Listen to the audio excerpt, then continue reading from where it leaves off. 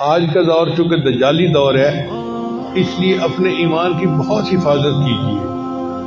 کوئی ایسی بات نہ زبان سے نکلے کہ جس سے انسان کا ایمان ختم ہو جاتا ہے۔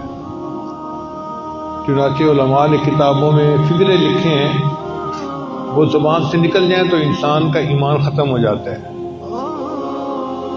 جس طرح کسی نے بات کرتے ہوئے کہا کہ یہ شریعت کی بات ہے، اور دوسرا آگے سے کہہ دے رکھ پرے شریعت کو، تو جس نے یہ کہا رکھ پرے شریعت کو فقط کفر، وہ کافر ہو گیا۔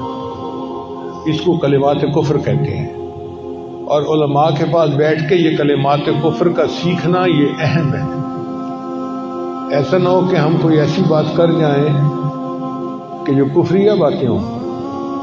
جیسے ایک بندہ بات کر رہا تھا، میں بڑی دور اتنی دور رہتا ہوں، وہ کہتے ہیں تو خدا کے پچھاوڑے رہتے ہو۔ تو جس نے کہا خدا کے پچھاوڑے رہتے ہو فقط کفر، وہ کافر ہو گیا، اس لیے کہ خدا کا تو پچھاوڑا کوئی چیز ہو نہیں سکتی۔ اور ہم آپس میں باتیں کرتے ہوئے اس قسم کی باتیں کر جاتے ہیں۔ ایک اور کفریہ فکرہ، ایک بندہ بہت بھوکا ہو نا تو پیٹ سے آواز آتی ہے، تو پیٹ سے آواز آنے کو لوگ آپس میں باتیں کرتے ہوئے کہہ دیتے ہیں نقل کفر نباشت کے آنتے قل واللہ پڑھ رہی تھی، یہ کفریہ کلمہ ہے۔ علماء نے لکھا ہے کہ جس نے یہ کہا نا کہ آنتے قل واللہ پڑھ رہی تھی اور وہ گندی ہوا کا خروج تھا تو وہ کافر ہے۔ اب یہ باتیں ایسے دیکھیں کہ ہمارے عام روزمرہ کی گفتگو میں ہوتی رہتی ہیں، اور ہم کئی دفعہ کلمات کفر بول جاتے ہیں اور ہمیں پتہ ہی نہیں ہوتا۔ ایمان بہت قیمتی چیز ہے۔ شیطان چاہتا ہے کہ نقب لگائے، چوری کرے، تو ہمیں چاہیے کہ ہم اپنے ایمان کے بارے میں بہت زیادہ فکر مند رہیں۔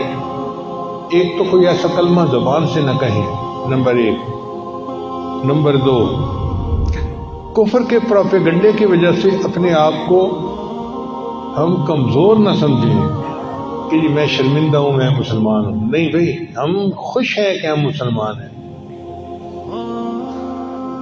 اگر کفر نے غلط پروپیگنڈا بہت کر دیا ہے اور ان کے پاس طاقت زیادہ ہے، تو اس کا یہ مطلب نہیں کہ ہم اپنے ایمان پہ افسوس منائیں کہ ہم مسلمان کیوں ہیں۔ ہم اللہ کا شکر ادا کرتے ہیں کہ ہم مسلمان ہیں، ہم مومن ہیں۔ ہمارے پاس ایک نعمت ہے جو ان کفار کے پاس نہیں ہے۔ تیسری بات کہ مسلمانوں کے اوپر کوئی حال آئے تو اس سے خوش نہ ہوں۔ امت کا غم ہونا چاہیے دل کے اندر، کوئی بھی